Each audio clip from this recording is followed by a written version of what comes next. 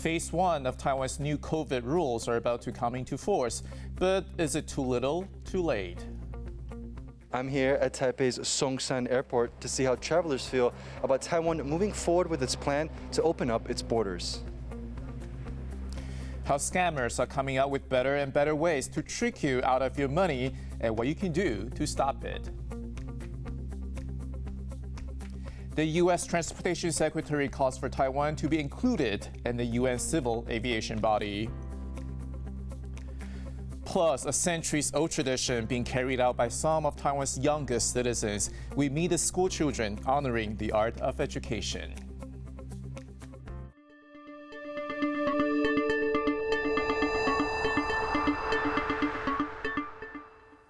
A warm welcome to TaiwanPlus News. I'm Ethan Liu. Taiwan is set to begin the first stage of easing pandemic restrictions by increasing the cap on international travelers from 50,000 to 60,000 a week.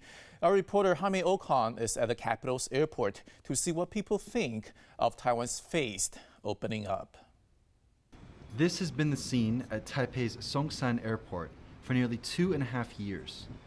Empty counters, empty ticket booths, and only a handful of international flights daily. But that's set to change as Taiwan gets ready to open up.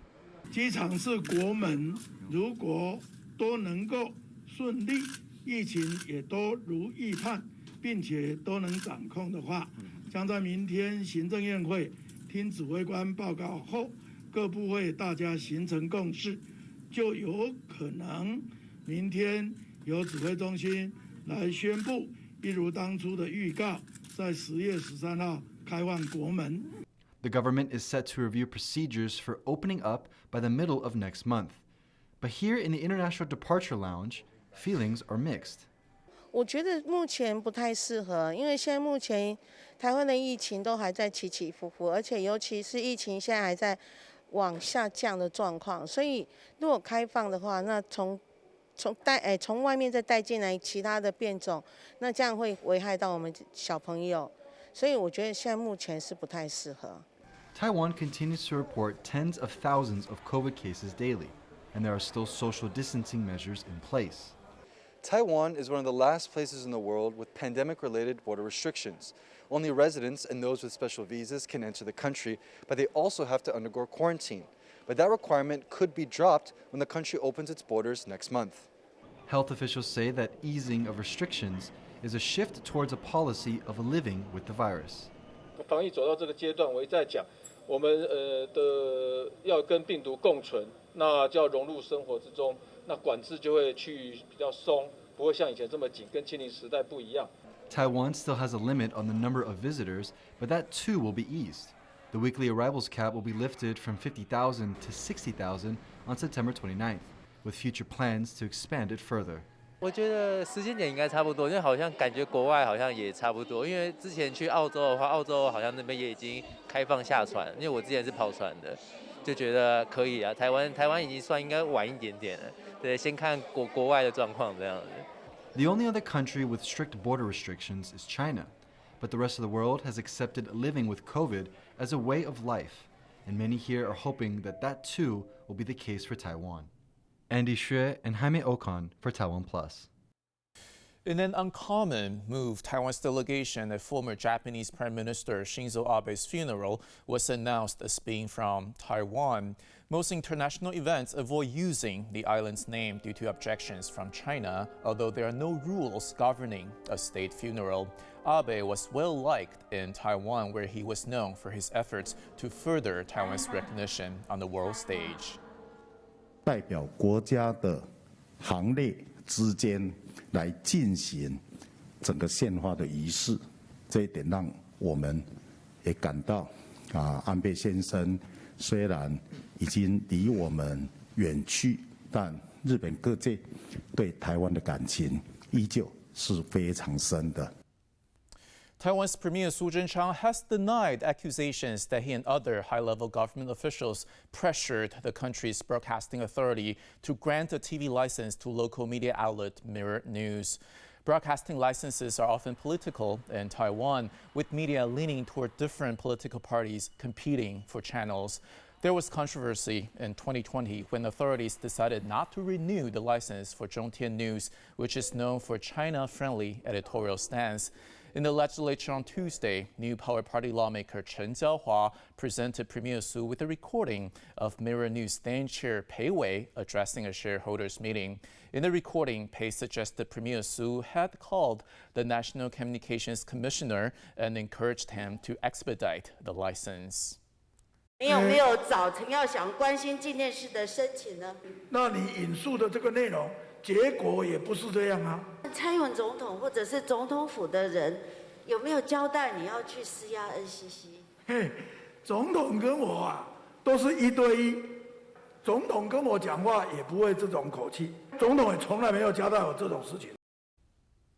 Farmers in southeastern Taiwan say the 6.8 magnitude earthquake earlier this month has had a catastrophic impact on local water levels. They said that before the quake, this lake in southern Shixiang Township used to be full of water. It is now almost completely dried up. Farmers use the lake for irrigation and are worried about their upcoming harvests. They have asked the local government for help, but authorities have so far said they're unable to do anything. Scammers are inventing new ways of swindling people out of their money. Two of the latest involve stolen customer information from the popular online bookstore and fake ads offering apartments for rent. Zhang Van Trist reports. Thousands across Taiwan have been getting strange calls in the last few months. Someone claiming to be from books.com.tw, Taiwan's biggest online bookseller, will say there's been a mistake or a hack that's led to their card being charged many times. They'll then get banking instructions that lead to their money being stolen. This is one of Taiwan's latest scams, and since March, it's tricked more than 3,000 of the site's members into handing over around $3 million. Mr. Zhuang is one of the victims. 加起来36，他打电话过来，他是有核对我之前购买的书籍，等于博客来的资料，等于是全部都透明的啦，被骗38。 一模一样的手法，在6月的时候。 The site has put up a banner with a warning, and it's pledged to get the highest possible security certification. But it says it has not found any problems with the existing security. Police now believe they may know why. 其实找不到问题，这也是非常令人觉得怀疑的啦。那我们也不排除会不会有一些共谋的成分在里面，会有一些人为恶意的行为。 So far, the idea that the scammers had inside help is just a theory. But if right, the personal data of up to 1 million people might be compromised. That's how many members the site has. As the investigation continues, police are also confronting another type of scam, fake apartment ads. Scammers posing as landlords post ads for pleasant-looking, low-rent apartments on Facebook. They tell anyone who shows interest that the apartment is in high demand. One victim explains what happens next. 他就会跟你说，他前面还有2个人要看，其中有一个也是要汇款，然后就会跟你讲说，如果你想要排第1个的话，那你就是先汇钱给他这样。 Once the deposit is paid, the supposed landlord disappears. Anti-scam groups say young people who may not have rented before are prime targets. They say vigilance is key to avoid becoming scammers' next victim. Rick Yi and John Van Trieste for TaiwanPlus. To find out more about how people are being made to part with their money and how to protect yourself from scammers, TaiwanPlus' John Van Trieste spoke with Officer Liao Zhenkai of the Criminal Investigation Bureau. So what kind of scams are we seeing these days in Taiwan? What are the most common techniques scammers are using? 就是假冒我们台湾卫福部的一个调阅简讯的一个连结，然后他会利用这个连结里面有一个网址，有一个连结点进去以后，它会有个钓鱼网页的网址，然后他会骗民众去输入一些个资，然后有一些这些个资以后，这些诈骗军人他就可以去申请就是电子支付的一个功能，然后再用电子支付去串联原本民众的一个实体账户。 然后就可以把实体账户的钱转到这个电子支付的部分，很多是要你加入这个赖的群组，就是所谓的假投资诈骗的一个情况。然后当然最后另外一个情况就是说，如果你点到这个简讯的连结以后，你的手机有可能也会被植入木马程式。So are scammers all exclusively relying on text messages these days, or are there some more traditional methods still popular or in use? 当然，传统的方法也是有，比如说原本一些假网拍，或者是说解除分期付款，就是因为最近可能大家就是上网购物的一个需求变多了，可能疫情或者是说整个社会的网络一个发达的氛围之下，所以会造成这些案件量其实还是蛮多的。但是最近有发现是说比较尝试利用这些简讯发送的部分来骗取民众的一些财产，这样子。What can people do to protect themselves against scammers? 如果你在外面使用 WiFi 的时候，那可能一些咖啡厅啊，或是一些公共场所区域，那就必要避免使用这种不用密码或是没有加密的这种网络，然后避免就是在外面一些电脑登录一些可能身份证字号啊，或者是银行账户，或者是一些比较私人的一个个资的问题。然后当然也是给建议民众是说，我们可以在电脑加装一些防毒软体，或者是说下载一些可以防范我们判断这些这个网站是不是有恶意程式的一个工具，那都可以降低个资被外泄，或者是说另外就是被利用拿当诈骗工具的一个风险。U.S. Transportation Secretary Pete Buttigieg has called for Taiwan to be included in a UN body that oversees civil aviation. He made the remarks at the ICAO's meeting in Canada. Eric Gao reports. The International Civil Aviation Organization has started its tri-annual assembly meeting in Montreal, Canada, with Taiwan once again not invited. The country has not been able to participate in the World Flight Safety Body since 2013 due to pressure from China.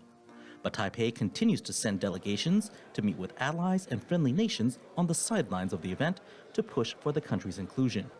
They say recent events have given new urgency to this year's effort.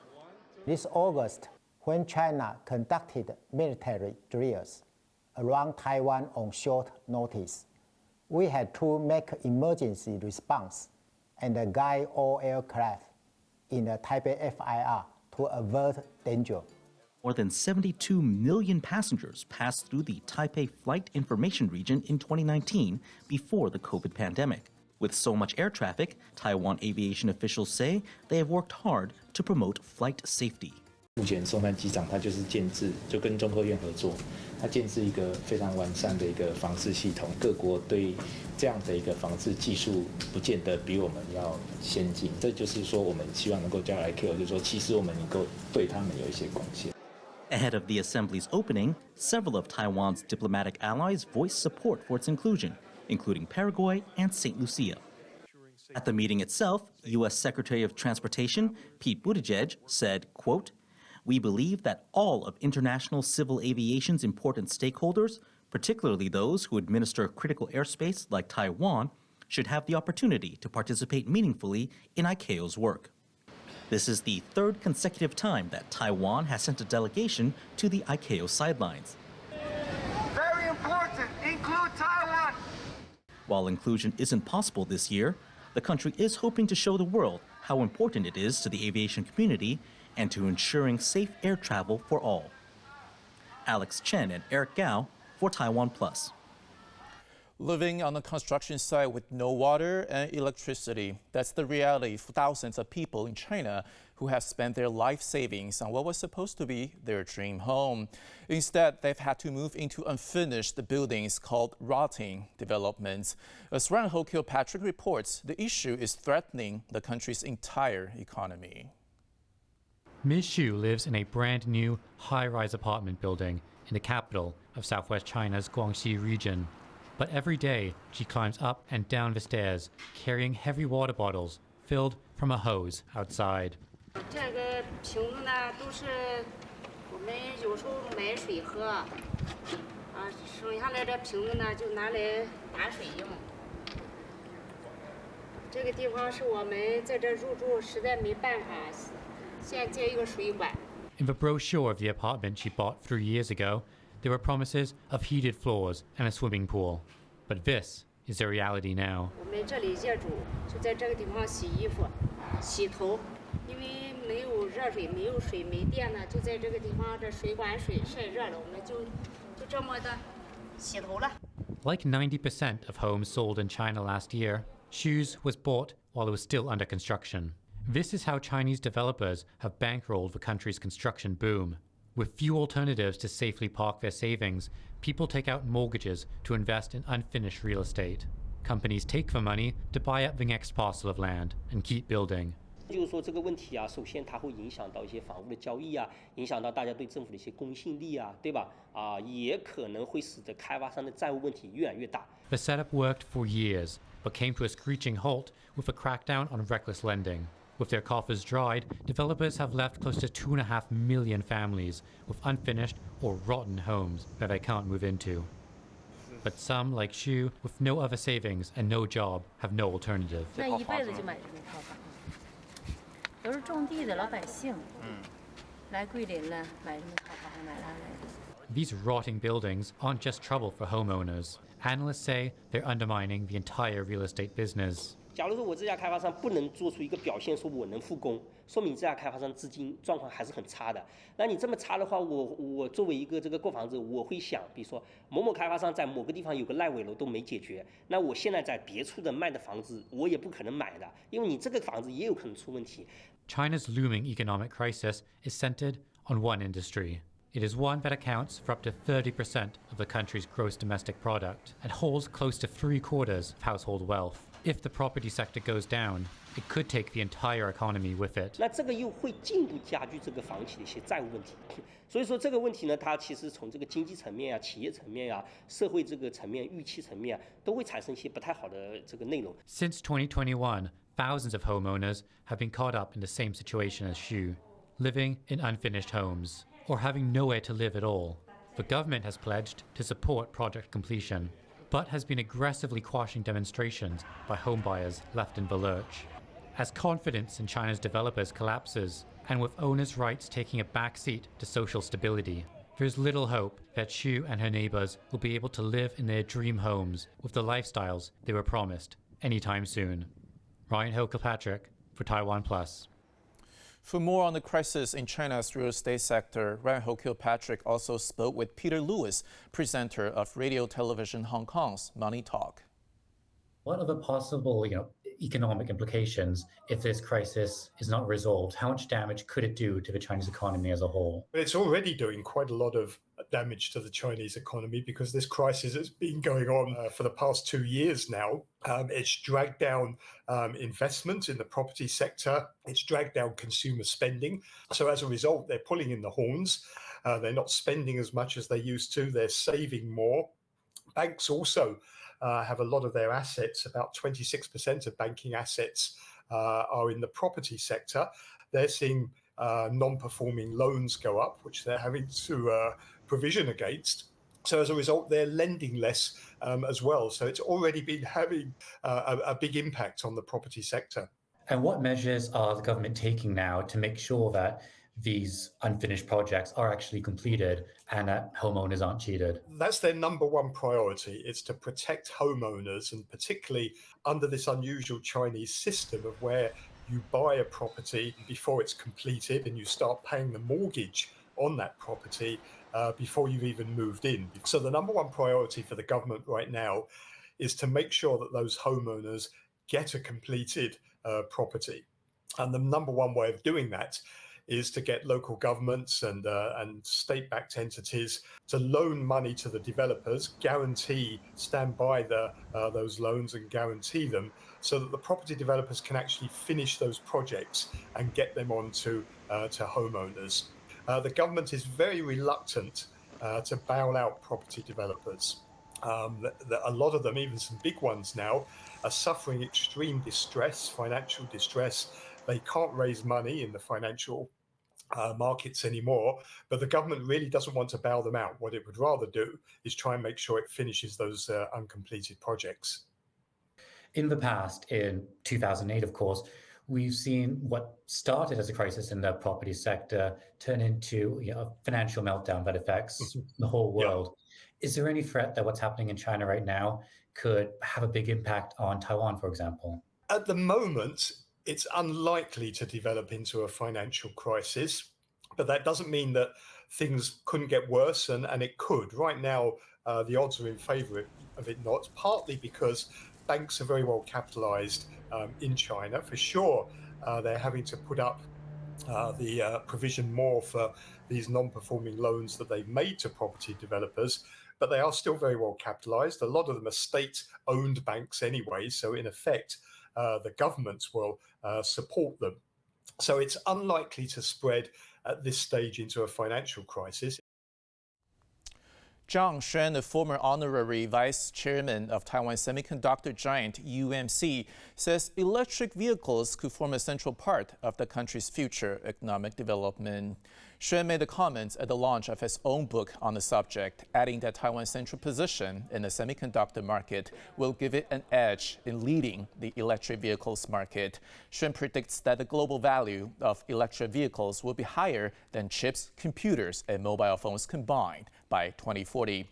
Earlier this year, Taiwan announced a plan to end the sale of new gas cars and scooters by the year 2040 in a bid to transition to electric vehicles.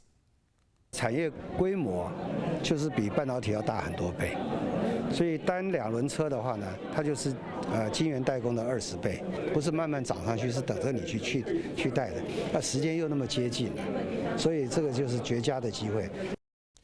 Confucian temples in Taiwan are holding ceremonies to celebrate Confucius' birthday, which also marks Teachers' Day. To honor the most prominent educator in Chinese history, the temples carried out a series of rituals, including the Yi dance. In Taipei, the performance has been the responsibility of the Dalong Elementary School. Yu Jinhuang has the story.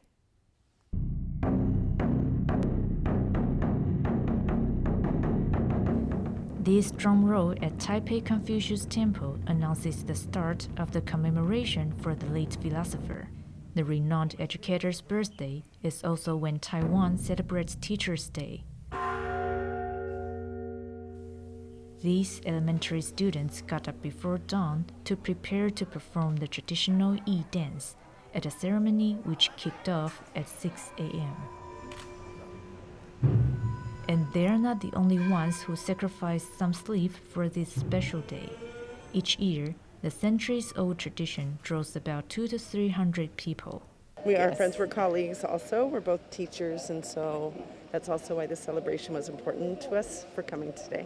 我是对那个它在一个历史建筑古迹里面的空间使用，就是蛮有兴趣的，因为这个仪式是就是2000多年来都没有变。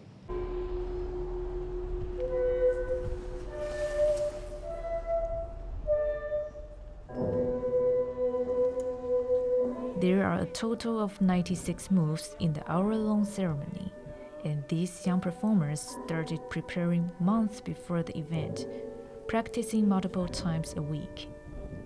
As Teachers' Day approached, the training became more intense, yet they all found reasons to continue.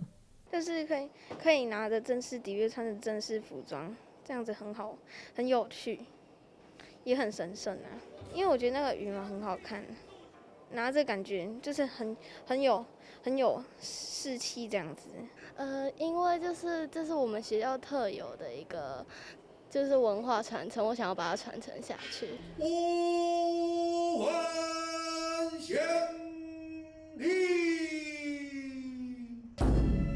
At the official performance, these children all managed to get through the most challenging part. Standing still for at least 30 minutes before making any movements. It was rewarding for the teacher who trained them. 那在这个过程当中，孩子从无到有，从什么都不懂，然后到具备3线理，可以独立完成。那这个过程当中，陆陆续续有一些人可能因为个人因素而离开，但其实也有大部分的同学也能坚持下去，然后完成任务。这是对我来讲是意义最重大的部分。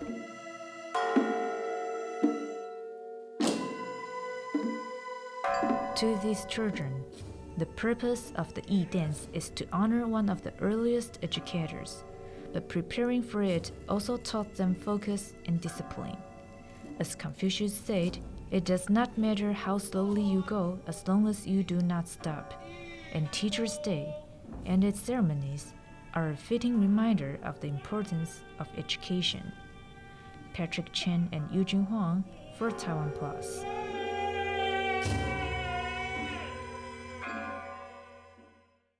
Hong Kong thriller Limbo is leading the nominations for the 2022 Golden Horse Awards, the highest honor in Chinese-speaking film. Limbo tells the story of two policemen tracking down the serial killer. It received 14 nominations, including major ones such as Best Film, Best Director, Best Leading Actor, and Best Leading Actress. It is followed by Taiwanese horror film Incantation and family drama Cuckoo 043 with 13 nods each. This year's Golden Horse Award ceremony will take place on November 19th. Taiwanese weightlifting star and Olympic gold medalist Guo Xingchun has won 3 gold medals at the National Youth Weightlifting Championships. Guo won in all 3 of the weightlifting categories: snatch, clean and jerk, and combined lift. The competition in Taiwan's northern city of Taoyuan was her first since winning a 5th World Championship title in Uzbekistan late last year. Thank you for watching TaiwanPlus News. I'm Ethan Liu. For more stories from Taiwan and around the world, please download the TaiwanPlus app. Stay safe, and I'll see you next time.